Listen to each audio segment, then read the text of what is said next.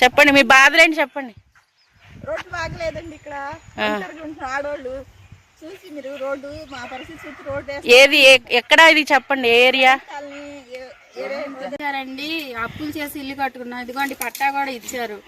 అద్దులు గుండి ఇల్లు కట్టుకున్నాం, కొద్దిగా లోన్ ఇచ్చారని. రోడ్లలో మంచినీళ్ళ సౌకర్యం లేదు.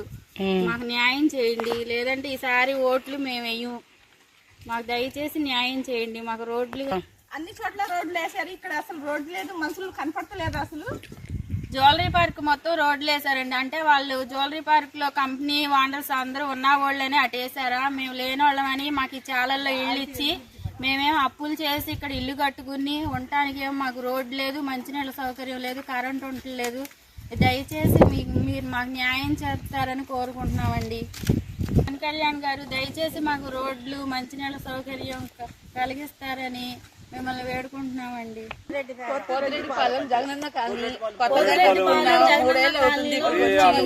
కరెంట్ ఉంటుందా ఏం ఉంటుందా,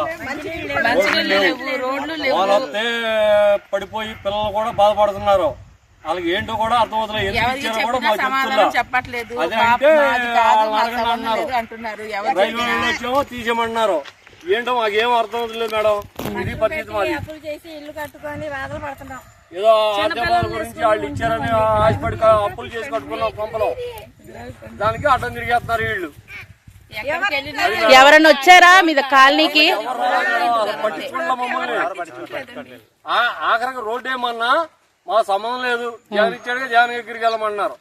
అట్లా జరిగిపోయింది మేడం రోడ్డు పరిస్థితి. కనీసం రోడ్ కి చిప్స్ అన్నా వేస్తే వెళ్ళడానికి రావడానికి బాగుంటది.